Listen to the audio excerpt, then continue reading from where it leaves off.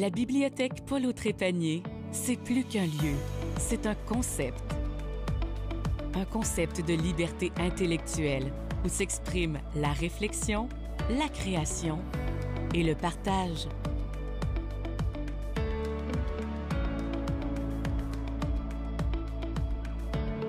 Un concept où des fibres individuelles composent un tissu social varié, uni, pour former une communauté où les histoires prennent vie.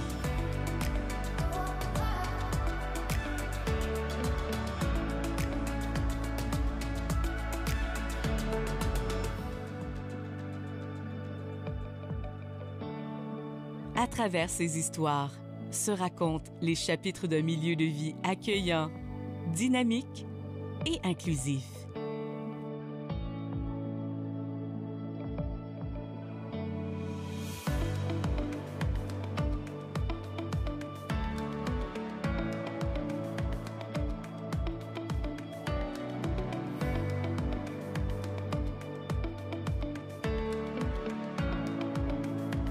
Au fil des jours, ces récits sont une source d'émerveillement, d'amitié et d'échange.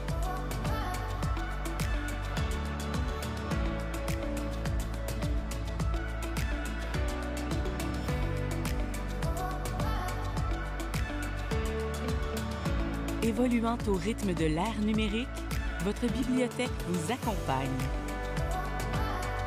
De l'étagère au salon, du papier à l'écran ou de l'aube à l'aurore, votre univers vous suit, faisant fi du temps et de la distance. Votre histoire se révèle beaucoup plus que par des mots, elle se raconte à travers des moments. La bibliothèque Paul-Autrépanier de Granby. Racontez-vous.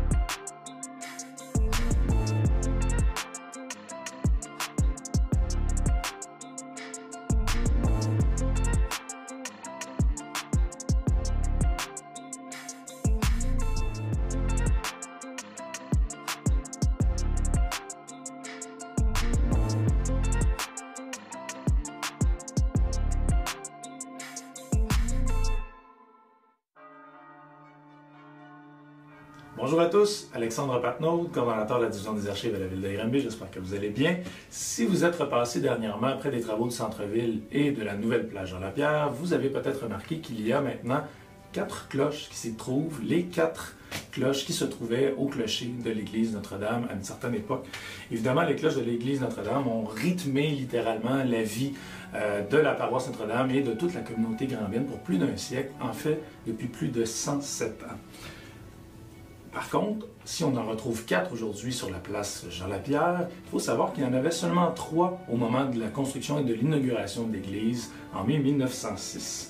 Ces 3 premières cloches, en fait coulées dans une petite fonderie située à Paris, en France, sont d'ailleurs de taille relativement modeste si on les compare en fait aux églises de la même taille que l'église Notre-Dame, ce qu'on peut attribuer aux faibles moyens à la disposition de l'église et de la paroisse de la fabrique à l'époque. Une 4e cloche plus imposante sera offerte par l'homme d'affaires J-Ambroise Comeau et sa conjointe Mariana Trudeau en août 1955. Cette cloche, en fait, provient donc d'une fonderie très célèbre en France, la fonderie Paccard, qui est une des plus grandes, en fait, fonderies de France. Elle pèse plus de 5000 livres, cette 4e cloche, ce qui en fait, comparativement aux autres, la plus imposante cloche des églises grandiennes.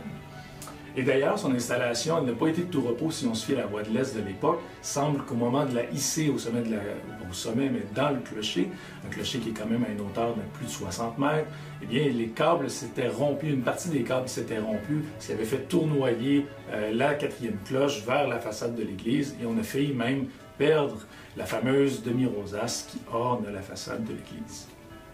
Lors de l'installation d'une cloche d'église, l'usage veut qu'on lui consacre une bénédiction, lors de laquelle on lui octroie un nom, on lui désigne un parrain ou une marraine. Ces parrains-marraines peuvent rendre hommage à différents saints de l'Église, à des membres du clergé ou encore aux donateurs, aux contributeurs de la construction de l'Église. Outre ces quelques noms, il est également d'usage d'inscrire les noms des personnes en présence ou des gens au pouvoir, soit temporel, donc le pouvoir politique ou le pouvoir religieux à l'époque.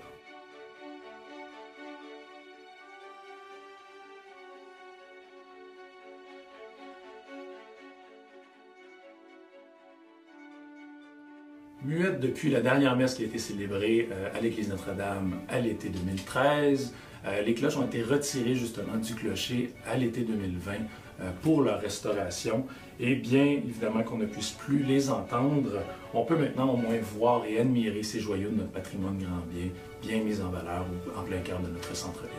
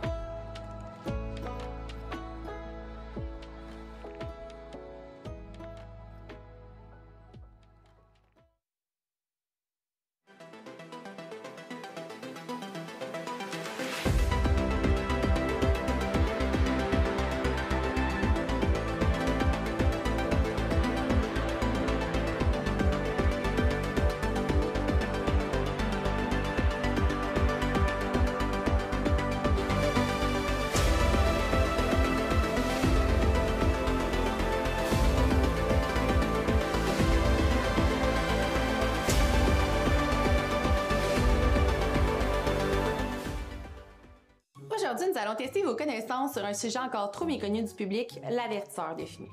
Et là, je sais ce que vous allez me dire. Ben là, c'est facile. Ben, vous seriez surpris. Je suis en compagnie de Jackson. Quel est ton niveau de connaissance, toi, en prévention incendie? Expert. As-tu des avertisseurs de fumée, toi, à la maison? Ben oui, là, tout le monde sait ça. Effectivement. Un avertisseur de fumée est obligatoire dans chaque résidence et à chacune des étages. Il doit être installé à moins de 5 mètres des chambres à coucher, au plafond ou sur un mur à une distance de 4 à 12 pouces ou 10 à 30 cm du plafond. Nous entendons encore trop souvent les gens dire qu'un avertisseur de fumée électrique est bon à vie. Come on! Qu'il soit électrique ou à pile, un avertisseur de fumée a une durée de vie de 10 ans. Quand doit-on changer les piles de l'avertisseur de fumée, Jackson? Au changement d'âge très important. Sur ce, Je vous laisse aller vérifier vos avertisseurs de fumée. Et n'oublie pas, le responsable, c'est toi.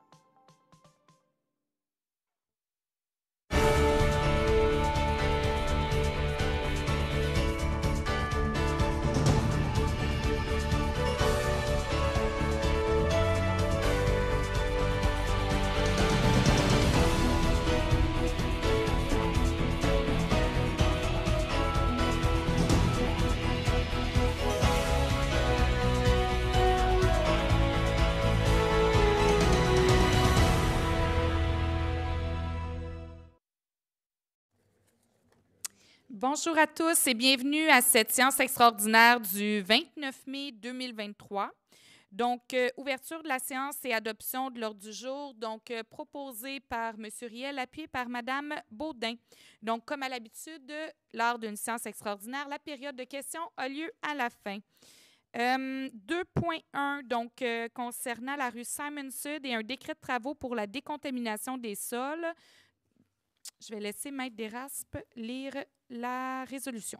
Bonjour. Donc, il y aurait lieu de décréter les travaux de décontamination des sols de l'immeuble au 80 rue Simon-Sud et de prolonger les réseaux d'égouts et d'aqueducs sur la rue Simon-Sud entre les rues Fournier et Léon-Armel en vue de desservir le terrain sur lequel sera érigé le projet d'habitation abordable du Québec, comptant 90 logements. Donc, c'est proposé par M. Riel, appuyé par Mme Moreau.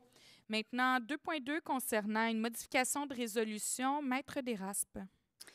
Donc, considérant la résolution adoptée le 1er mai 2023 relativement au programme Primo 2023 pour la réhabilitation de conduites d'eau potable et du projet de séparation des réseaux des rues Maisonneuve et Bussière, considérant que des corrections doivent être apportées telles que demandées par le ministère des Affaires municipales et de l'Habitation, il y aurait lieu de s'engager à respecter les modalités du guide qui s'applique à la Ville, de s'engager à assumer l'entière responsabilité des travaux ainsi que des modifications qui pourraient y être apportées, de s'engager à réaliser les travaux selon les modalités du programme Primo 2023, de s'engager à payer sa part des coûts admissibles et des coûts d'exploitation continue, de s'engager à assumer toutes les dépenses engagées si la Ville ne respecte pas les délais prévus au programme, de s'engager à assumer tous les coûts non admissibles au programme.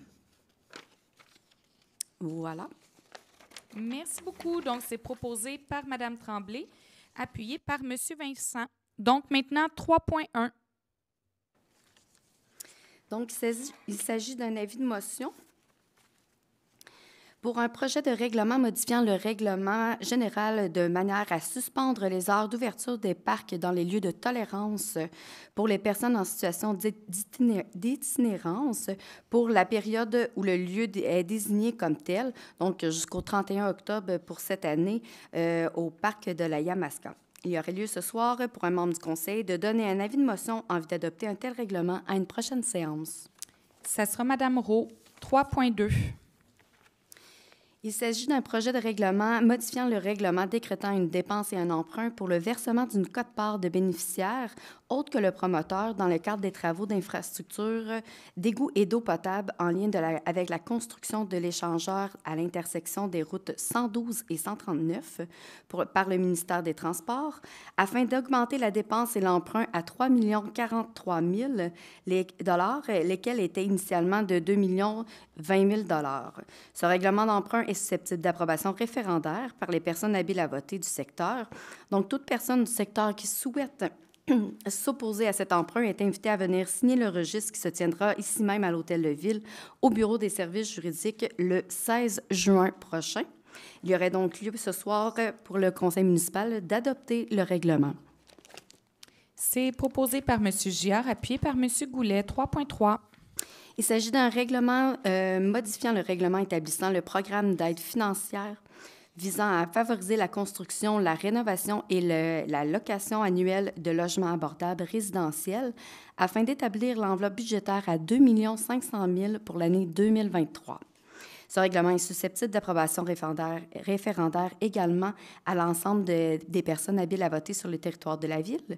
Donc, pour toute personne qui souhaite s'opposer à l'établissement de cette enveloppe budgétaire, toute personne est invitée à venir signer le registre qui se tiendra du 12 au 16 juin prochain, ici même à l'Hôtel de Ville, au Bureau des services juridiques. Donc, ce soir, il y aurait lieu pour les membres du Conseil municipal d'adopter un tel règlement.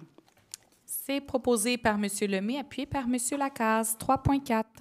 Il s'agit de l'adoption d'un projet de règlement décrétant une dépense et un emprunt incluant les frais d'escompte et d'émission de 2 900 000 pour la contribution de la Ville de Granby à la construction de logements sociaux dans le cadre du programme d'habitation abordable du Québec, le FAC, qui seront situés au 80 rue Simon-Sud.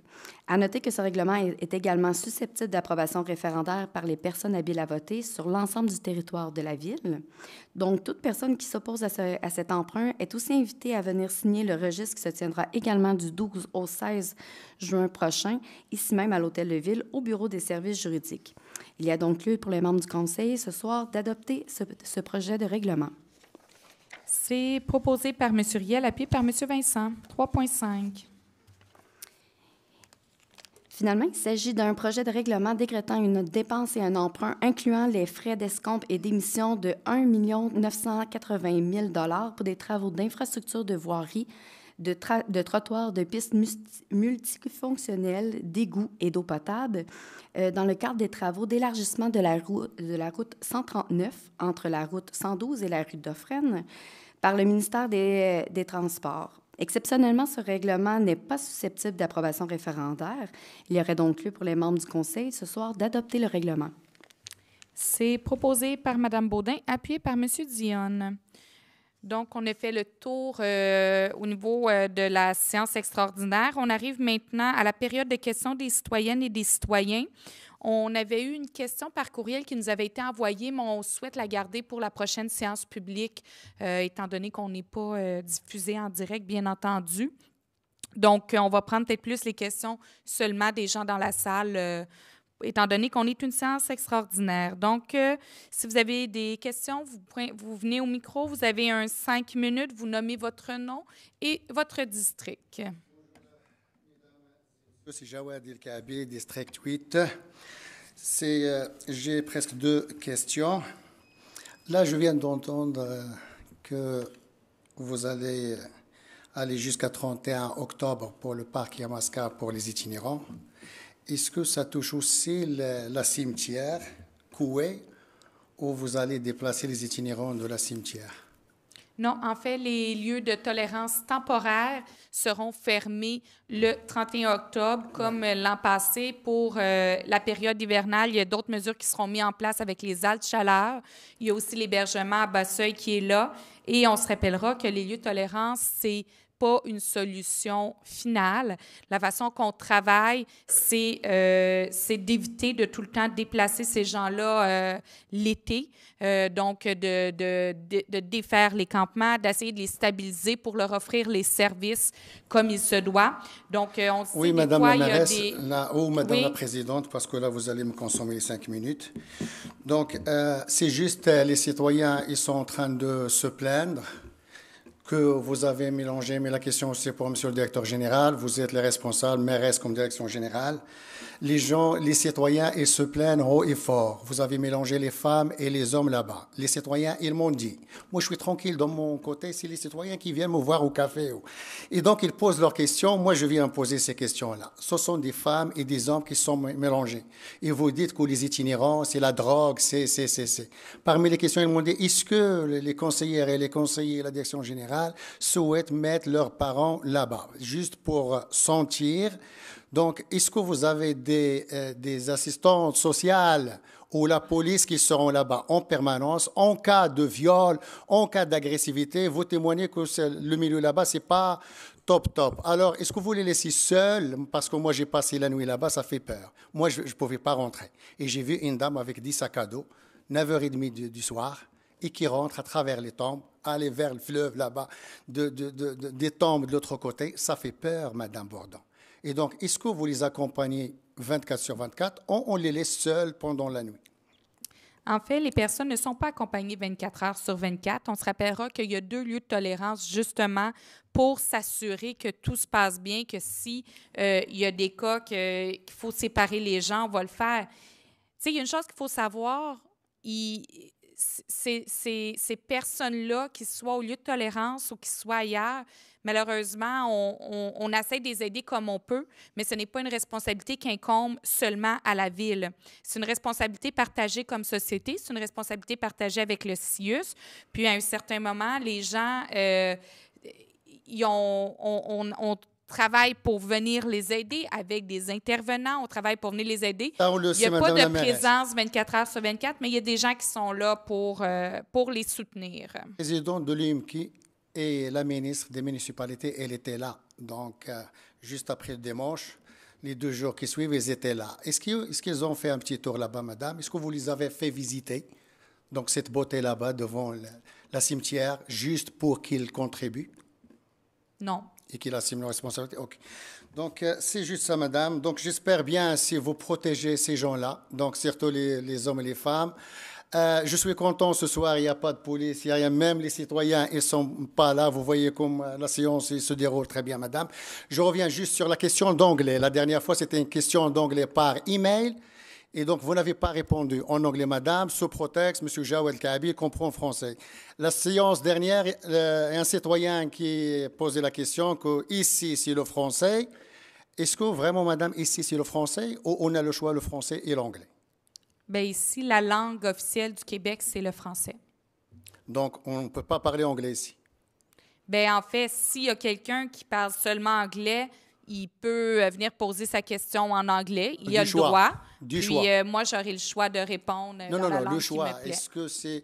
Est-ce que selon la charte des droits et libertés canadiennes et québécoises, ils mettent le français et l'anglais? Je vous fais ce rappel, Madame Bourdon. Les gens peuvent venir poser la question en anglais s'ils veulent. L'anglais et je vais répondre dans la langue qui me plaît. Ce sont 2 langues officielles du Canada. Et d'ailleurs, vous avez le drapeau du Canada là. Est-ce que vous comptez de déplacer le drapeau du Canada de la salle, Madame Bourdon? Non. Eh bien, on peut poser des questions en anglais alors. Bien, c'est ce que j'ai dit. Vous avez dit si la personne qui parle pas le français. Mais même si on parle français, si on a envie de poser en anglais, on a le droit. C'est la loi. Oui, oui. Et moi, je vais répondre dans la langue que je veux. Oui. Et vous avez parlé la même langue quand vous étiez à Toronto? J'ai pu faire ma conférence en français, effectivement. Et vous étiez quand même avec la municipalité anglophone. Oui. C'est très bien. Merci. Merci.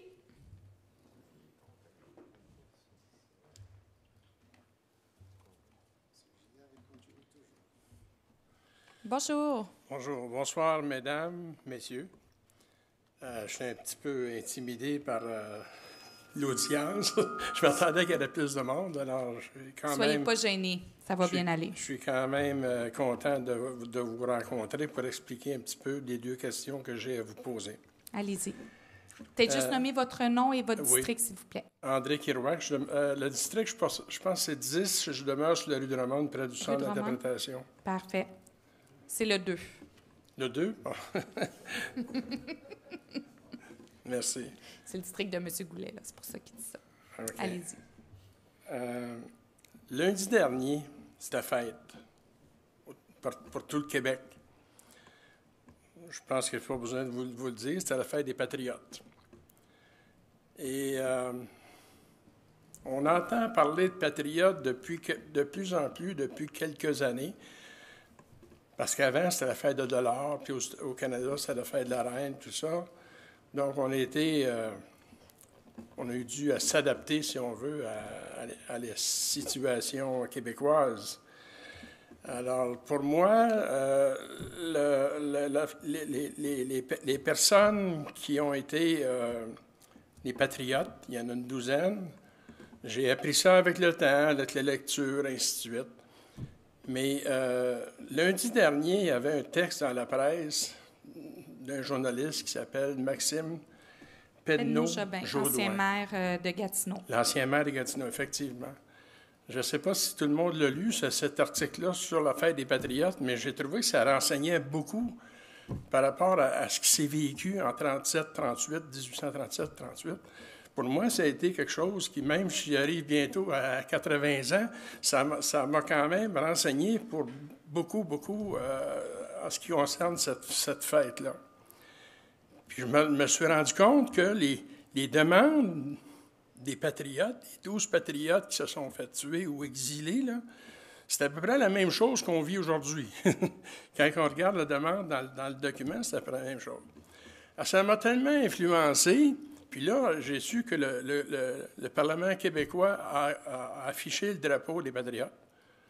Il y avait des municipalités aussi sur les réseaux sociaux qui ont affiché le drapeau des patriotes. J'ai dit, moi, avec le conseil municipal qu'on a à Granby, qui est très dynamique et tout ça, avec une nouvelle mairesse, j'ai dit sûrement qu'on a dû afficher le drapeau. Alors, j'ai pris mon auto, je suis venu voir. J'ai un petit peu déçu parce qu'il n'y avait pas de drapeau de patriote. Il y avait un drapeau de l'Ukraine. Alors, je vois bien que l'Ukraine, c'est important. Moi aussi, je crois que l'Ukraine, il faut s'associer à ce qui se passe en Ukraine pour les aider, tout ça. Mais j'aurais aimé que le drapeau des Patriotes soit affiché comme c'est maintenant une loi au Québec. Alors ça, c'est ma première question. Oui, bien, on va en tenir compte effectivement pour l'an prochain. On a eu des commentaires aussi de citoyens, puis ça nous fera plaisir de regarder le tout pour l'an prochain, effectivement. Très bien, merci. La deuxième question que j'ai, c'était un petit peu le même genre de question que ce monsieur-là a posé. C'est par rapport au drapeau. Moi, c'est pas le drapeau du Canada, c'est le drapeau du Québec. Je comprends mal qu'il ne soit pas parmi les drapeaux de Granby. Parce que le gouvernement du Québec, je devrais dire plutôt, la municipalité de Granby, c'est un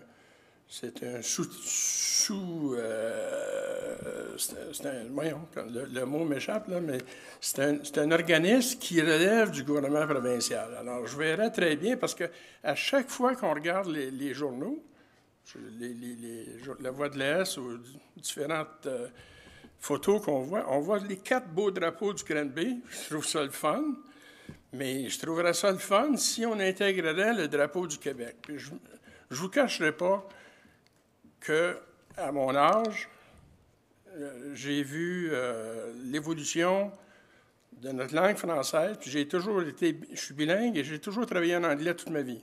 Donc, c'est pas l'anglais qui me fatigue, là, mais je vois l'évolution du Québec, ça me fait de la peine de voir où est-ce qu'on s'en va. Puis, aller jusqu'à il y a 10-15 ans, c'était pas si pire. Mais là, depuis 10-15 ans, avec l'immigration, je vous avoue que ça me fait peur. Et c'est pour ça que j'aimerais ça qu'on affiche le drapeau, si possible, du Québec, parmi les drapeaux de Granby. Alors, ce sont mes deux demandes. Bon, comme je vous ai mentionné, pour le drapeau des Patriotes, effectivement, ça, c'est quelque chose qu'on va tenir compte pour l'an prochain. Au niveau des drapeaux derrière, on a le drapeau du Québec qui est là. Ça a toujours été usuel de mettre les drapeaux de Granby derrière nous, là. Est-ce que c'est possible de mettre le drapeau du Québec parmi les drapeaux de Granby? Bon, on verra si les membres du conseil, c'est ce qu'ils souhaitent, mais pour l'instant, il n'y a comme pas d'enjeu à juste maintenir les drapeaux de Granby. Donc, voilà. Merci. Madame, merci. Donc, étant donné que plus personne dans la salle qui a des questions à poser, on va lever la séance, donc proposée par M. Giard, appuyée par M. Lemay. Merci beaucoup. Bonne fin de soirée.